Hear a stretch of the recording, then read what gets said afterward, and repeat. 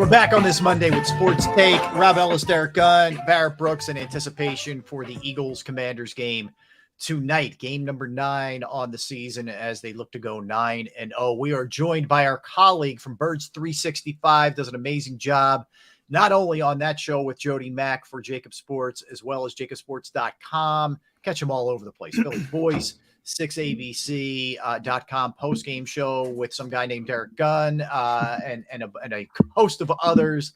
And they just, by the way, they just celebrated their 400th show. John McMullen, what's up, Johnny Mac? How are you guys? Yeah, congratulations, excited. Man. Hey, thanks, man. Appreciate it. Yeah. It's it's a little bit more than we've seen the Eagles 400. I think we've seen the Eagles 3 times in the past month.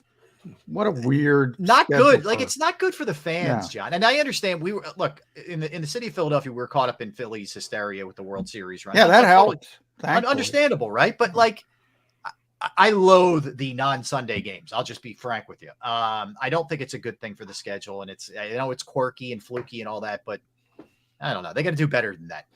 No, I'm with you. I think we all like Sunday 1:00. Occasional prime time. I get it. People get excited, but when you have these, I mean, think about it. The Eagles are on the bye week. All right, that happens obviously every year, a little bit early than they would have liked, and then you have this mini bye right on the heels of it. So they go from 3 games and 29 games to 9 games and 49, I think is what it turns out to be. So it's a little bit weird. And, that's the one thing when I look at the Eagles and expect them to take the field tonight. And look, I think they're going to out-talent Washington at the end of the day. I think Taylor Heinicke is very limited as a quarterback in this league, but I wouldn't be surprised if there's a little rust early for the Eagles and maybe a few poor moments here and there.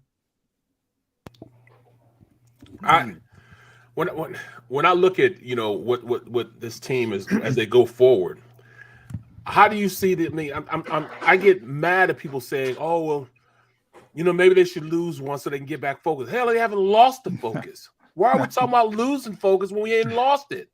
Where are we at in the process when we start wanting to lose? Damn all of that. Yeah. I've been going to it with these two all day. That's silly. I remember talking to Nick Sirianni after the Jacksonville game when the Eagles went down 2 touchdowns. And, he admitted, look, it's nice to know your team can respond, but you don't want to do that. You never want to do that. You never want to get down by 2 touchdowns. You never want to lose a game. I don't get that mentality either, Barrett. Like a lot of people, well, can they come back in the 4th quarter? Well, why the hell do you want to come back in the 4th quarter if you don't have to? Right. People keep moving the goalposts with this team. So, they don't play. I like anybody. that. I like that. I like that. You've heard the schedule stuff, and now Minnesota beats Buffalo on the road. So is Minnesota relevant now, or are they not relevant? Who's relevant? I can't keep up with it. Well, that's what I don't understand. You knocked the Cowboys off, who we know they lost yesterday, but 6-3, 7-1, haven't lost the game since the Eagles beat them. But that somehow doesn't count. And when you look at some of the other teams, Cooper Rush. Yeah, right, Cooper Rush. But then you look at some of the other teams, like Buffalo loses. I know they lost yesterday, but the previous week they cough up a game against the Jets, who are better, but still. And it's like, oh, that happens during the course of the season. The Eagles don't get that same kind of,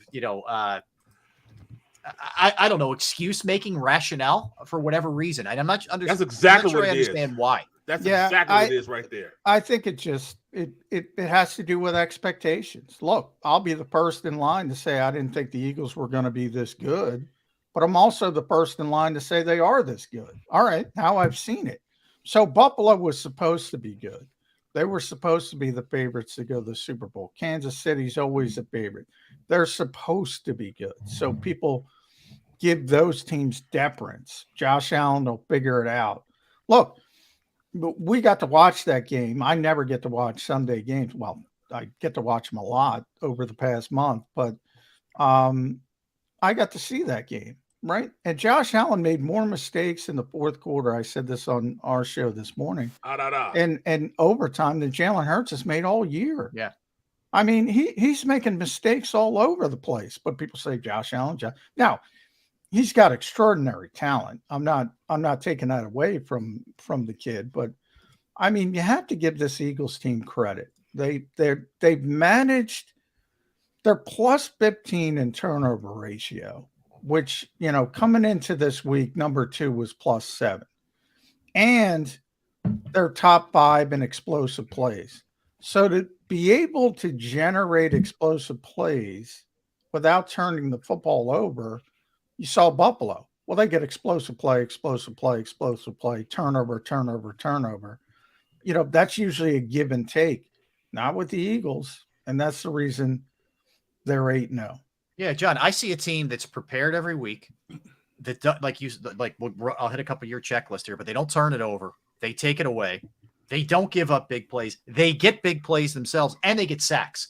If you ask any coach in the league, like every one of those are plastered up on his wall for a formula for winning, and they do it every single week. And all these other granted, I'm not taking anything away from Kansas City and some of the other teams that are really good. However, they're more flawed. They just are. And I know the Eagles schedule has a bit of juggernaut, but guess what? The league stinks. Let's be real about this. It is a parity-filled, mediocrity-filled league. You're not going to be able to play the 85 Bears every single freaking week. And I just don't understand why people can't see that.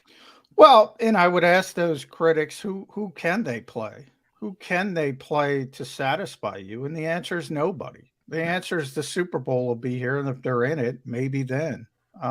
Otherwise, it's going to be this team stinks, this team stinks, this team stinks.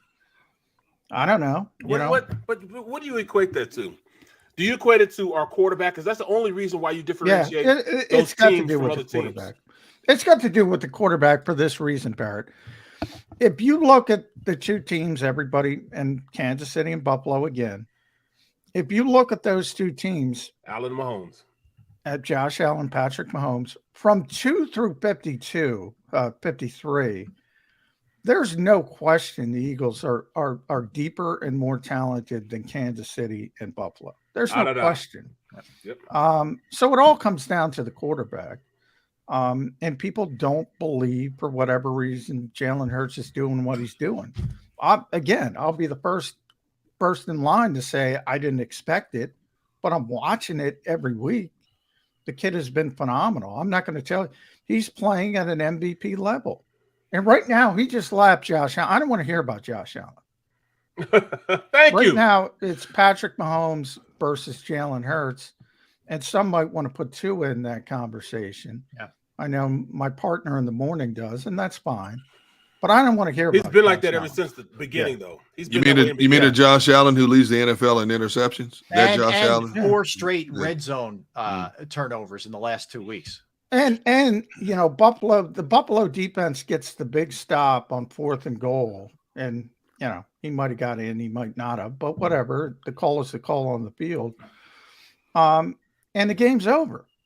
And he fumbles a quarterback sneak coming out of the end zone. I mean, that's Bizarre-check level stuff right there.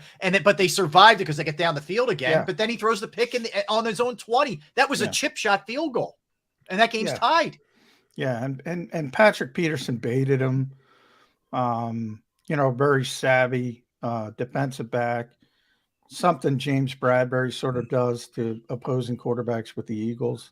And he took it. He took the bait. And, he's trying to make the big play. He's got a lot of Brett Favre in him, which is good, but it can be bad. He thinks he can make any throw at any time. And sometimes you got to lay up, if you want to tin cup it, sometimes you got to lay up. John, here's the bottom line. All of the lounge chair critics and observers, and we get caught up in it at times as well, who want to critique the Eagles based on their schedule, and this, that, and the other. The bottom line is, until further notice, they are the only team in the NFL that has been able to overcome every adversity they've faced. No matter how you want to break it down, The bottom line is they are perfect up to this point is because they have been able to do what 31 other teams have not been able to do. Overcome every crucial situation, every adversity, whether it's running the football in a timely manner, whether it's coming up with the turnover in a timely manner, whether it's getting a sack, a force, whatever the case may be. They may not be perfect, but there is no such team in the National Football League as a perfect team. But this team comes to being as close to perfect as any other team they're compared to because they're still standing here undefeated at this point. Yeah, I mean, that's, and Rob mentioned some of the statistics that matter, and I would take one off, from what Rob said. This team has since Nick Sirianni has gotten here, he has said two things. Besides the final score, which is obviously the most important statistic, the only two that matter to this coaching staff are turnover ratio, and they're plus 15, and explosive plays, winning the explosive play battle. If you win those two categories, you win the game. They've won them in every single game. They've won every single game. That's what they're built upon. That's when they're predicated about. Limit explosive plays, generate explosive plays, and take care of the football. As long as they do that, they're going to be the best team in the NFL. They're the most well-rounded team. They're the only team that can go into a particular week. I don't know how they're going to beat Washington tonight, but I know they're going to beat them. They might do it with the running game. They might do it with the passing game. It might be Devontae Smith again. It might be A.J. Brown. It might be Dallas Goedert. Might be turning it over. Taylor Heineke is apt to turning the football over. Might be pick six here. Might be something else, a strip sack from Hassan Reddick. But they can beat you in so many different ways. Mm-hmm. Other teams have identities. Everybody talks about identities like it's good, and it can be good. Certain teams do certain things very well. This team can beat you in a host of ways. That's very difficult to deal with. Mm-hmm. Let me ask you this. Do you think that because every time I say this, I want to preface this by saying they always overcorrect on everything they do. If they haven't gotten Dallas Goedert the ball, damn well make sure they're going to get him the ball abundantly over what he should get it the next week. Against Detroit, they didn't tackle well. They tackled everything that wasn't strapped down in that dome that time. When they played against them at home. Then they turn back around, this week they don't know how to tackle again, So do you think they overcorrect? What do you think? Yeah, I do. They do tend to over. I expect them to have one of their better tackling games. But you know what, Barrett? They're not a good tackling team. They're not. They've made, and JG always says there's a give and take to everything in the NFL. And they've made sort of this cost benefit analysis. It's more important to have playmakers that can turn the football over than guys who tackle well. Think about it from a safety perspective. Chauncey Gardner-Johnson leads the NFL in interceptions. He might have trouble tackling you guys on certain plays, but what would you rather have? I compare it to a home run hitter in the middle of the lineup. Go back to the old Phillies with Brian Howard. You might have a five-tool player who's really good at everything. He hits 300. He wins a Gold Glove. He steals 20 bases. He's got a good arm. Or you want the guy with the 50 home runs and 150 RBIs in the middle of your lineup. That's what the home run hitter does. That's what the splash plays do. It might not be, would you love to have the splash plays with the sound tackling? Look at Trayvon Diggs in Dallas. What does everybody say? He takes the football away, but he takes chances. So he's going to give up a big play every now and again. But what would you rather have? I think the Eagles have made the right decision. But as long as you have Chauncey out there, Kaiser White, Hassan Reddick, you're not going to be the best tackling team. You got to be honest with that. I equate that to me playing. I'm playing against Dion. Now here Dion could do everything. Dion's the best cover guy in the league. But I pulled around one time on a we called it 19 Bob, and I pulled around. And when I pulled around, it was cold outside, and Dion was the widest man on the field. So my responsibility was blocking the widest man on the field. I run towards Dion. Dion runs out of bounds. He ran out of bounds. I can't say, what's up with that? He said, bro, they don't pay me to do this. They pay me to cover. They don't even pay me to tackle. They pay me to cover. And that's what I'm going to do. You got that, big fella. You got your block. You got an A on your block, bro. You got an A on this play. I'm like, but that's what it is. As long as you're doing what you're a cover guy, you're going to cover. You want turnovers, you're going to get turnovers, but you may lack in something else, and that's the tackle. Yeah. And certain things are more important than other things. Now, look, when Derrick Henry shows up, even Jonathan Taylor next week, Saquon Barkley, they're going to have to tighten up a little bit. But they're, I think Pro Football Focus has got them 31 out of 32 tackling. They don't tackle well, and I don't think that part of it's going to change. John, I know how you feel about the game tonight. You think the Eagles win, but how different is this Washington team than the one that they saw in week 3? The obvious thing is Taylor Heineke, but they do have some additions, Brian Robinson, et cetera. How much better, worse, or is this the same team that they're going to see this week? It's a little bit different because you have the shifting quarterback. I mean, Taylor Heineke isn't going to get sacked 9 times. No. But, he's going to he's going to give the Eagles opportunities to turn the football over. He's going to make a few throws that have you scratching your head at times. The front is very good. Look, Nick Sirianni said it in week 3.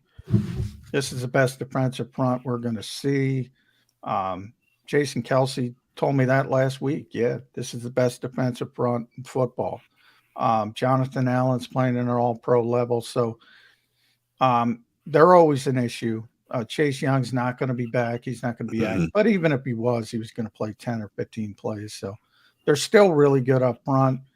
They also have better back 7 people, I think, than people realize. Cameron Curl. I would say 2 of the 5 most underrated defensive players in football are on Washington. Montez Sweat. I don't think people realize how good he is. Very good. And Cameron Curl is their safety. He's really good. I also like Benjamin St-Juste, their big, long corner. He had a great game against us. He did. He did. And, he made Justin Jefferson work. Jefferson still got 120, but he made him work for it. So he's a good player. They have more good players than people realize, but the quarterback is so limited. I don't know how they're going to do much offensively, at least consistently. I think the passing game is going to have to be on point tonight. I mean, I think we overlooked the fact that Washington was the only defensive front that held this running game to under 100 yards. They held them to 72 yards running the football last time they played. And that alone, and that's not a bad thing, because I think that will help put some distance between the Eagles and Washington in terms of score outcome, attacking them through the air. But I think it's going to be extremely tough trying to run the football with consistency against their front tonight. Yeah, you're probably right, Derek, because Deron Payne's having a career year. He's already a good player. He's on a contract year. I mentioned Sweat, and Allen's the best of the bunch. He's playing at an all-pro level. So they're really stout. Now they have some injury issues at linebacker. 2 of their linebackers are out, so that might help a little bit. And then if you go back to that week 3 game, St-Juste, as Barrett was saying, played well. Fuller did not play well. That was Devontae Smith had his best game as a pro. $169. Yep. Yeah. You can do some different things with St-Juste, but I think the Eagles will focus on Fuller. If they want to switch it up and put him on AJ's side, it's kind of pick your poison. That's the beauty of the Eagles in the passing game. I mean, who are you going to stop? He had a pick, but it got called back or something like that. It was St-Juste. Yeah, but it was pretty clear. Yeah, it was pass interference. Yeah, but he played. I mean, he was cocky and everything. Yeah, he was cocky and everything against receivers. Yeah. Hey, John, just look at the picture of the NFC right now, and we know the Vikings had the win yesterday. We just chronicled it, but are you buying them? And who would you say is the biggest threat to the Eagles? San Francisco. Thank you. Yep. Look, at some point you got to give the Vikings credit. Even the Giants, they keep winning games. But boy, I look at San Francisco as tested. And I don't like Jimmy Garoppolo a little bit, but I kind of see in Eagles' situation developing. Deebo Samuel's back healthy. Brandon Ayuk has developed into a really good player now. George Kittle's George Kittle. And all of a sudden you throw Christian McCaffrey in there. And oh, by the way, the coach is Kyle Shanahan, who maybe is the best coach when it comes to using manufactured touch players. So it's kind of the same thing. If they get healthy defensively, and by the way, they're really talented defensively when they're healthy. You look at that offense and say, what do I do with when McCaffrey, Samuel, Ayuk, and Kittle are out there? If they get in, they're going to be a real difficult out, San Francisco. And the thing, Ayuk, just a year ago, was so deep in the doghouse, you didn't know if the 49ers were going to keep him or not. He couldn't even get off the bench. Yeah. And all of a sudden, he's got the wake-up call this year. Yeah, and, it's funny how the old guard, somebody's got to win the NFC South, right? So it's going to be Tom Brady. It's going to be the Bucs, and all of a sudden they're going to be in it.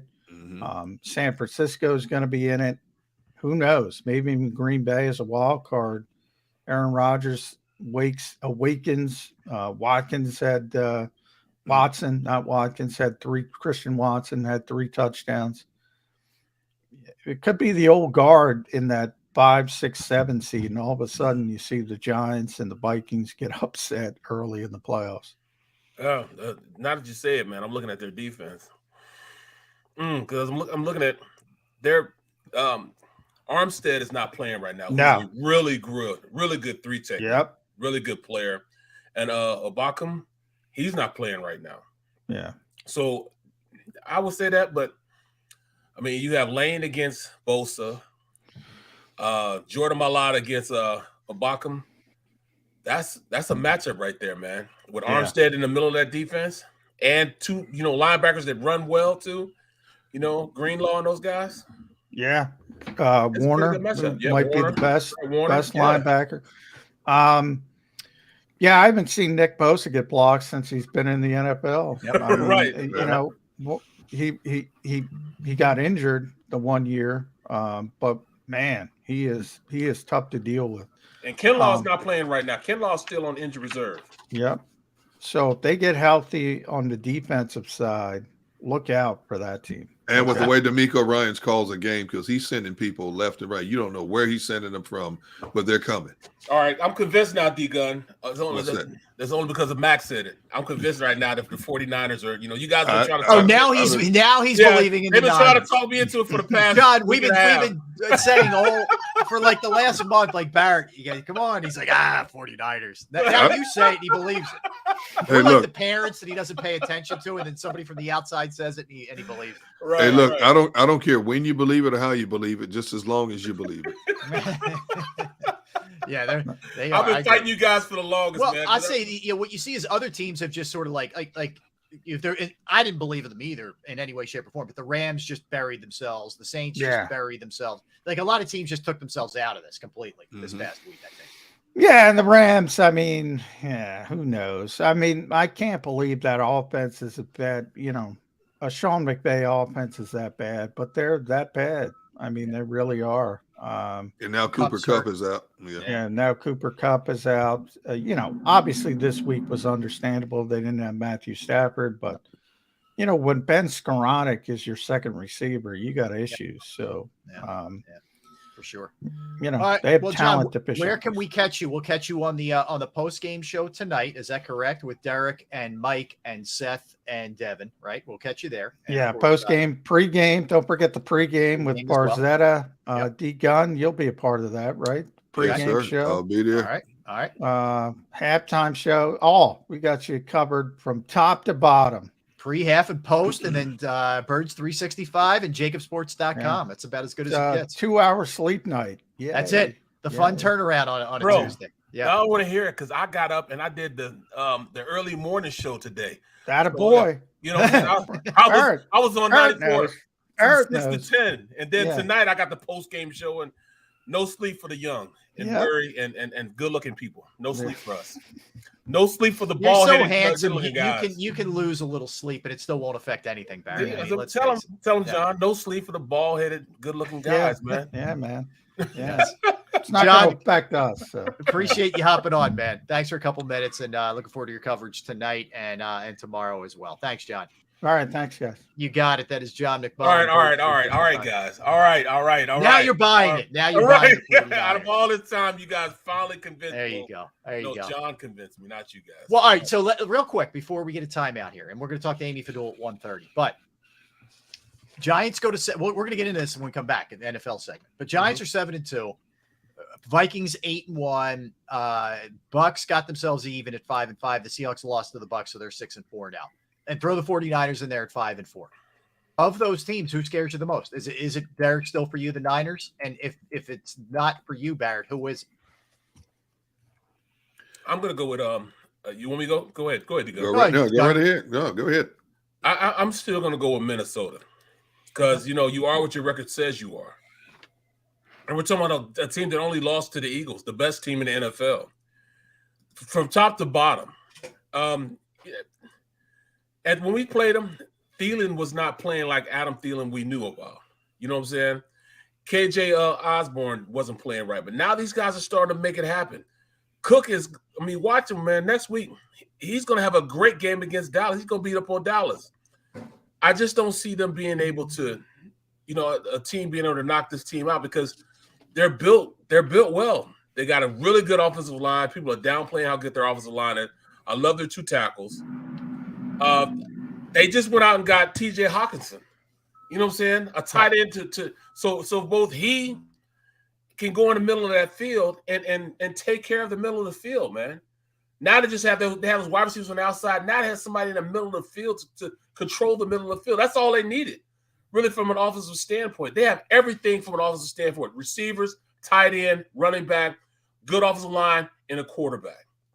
And it's only going to, so much time until, Kirk Cousins really gets it together and starts playing well on, primetime games, man. With the offense that he has now, he's got to get out of that, man. He's got to get out of that.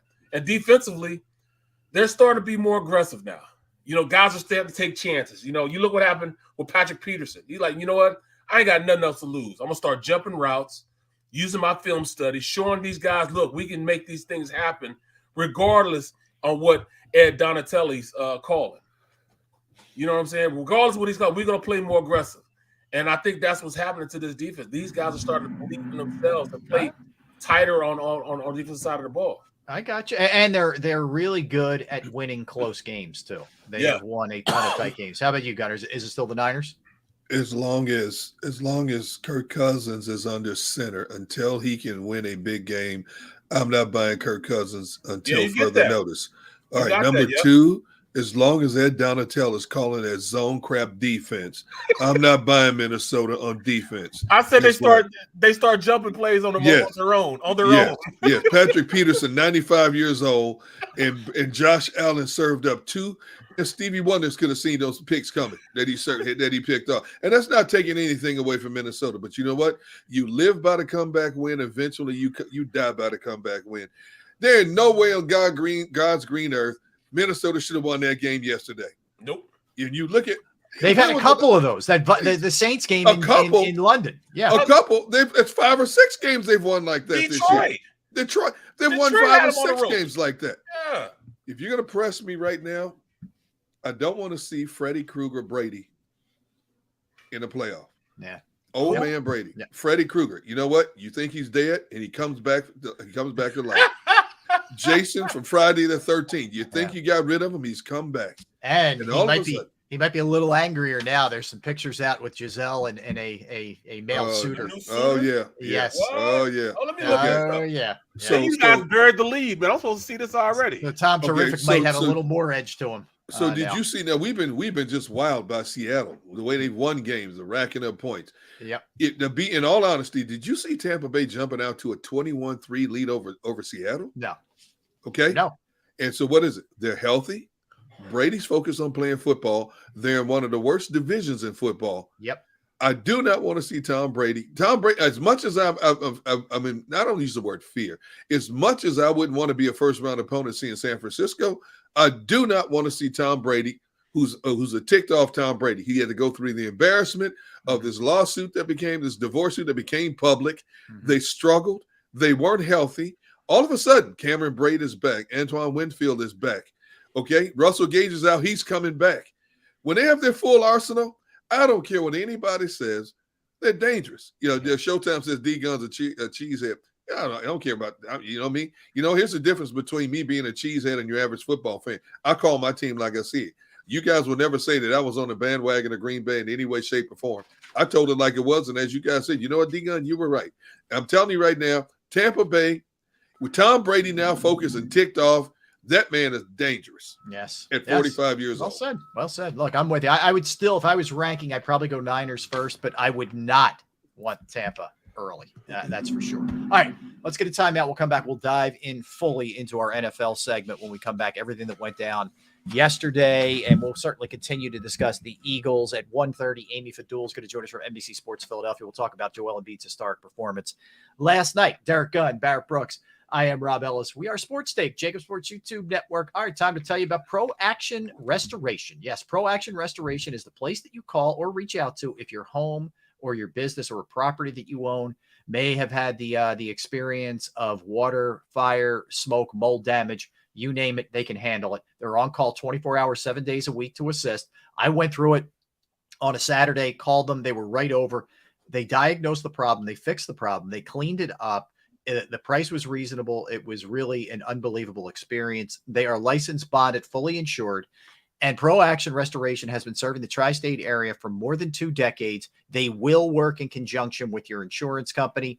So if it's any of the above, and if it's even, something else that you're not really sure about, you can call them for a consultation. But water, fire, smoke damage, mold remediation, you name it, give them a call, 610-623-3760, 610-623-3760, or you can reach them online at proactionrestoration.com. That's proactionrestoration.com. Don't wait until after Thanksgiving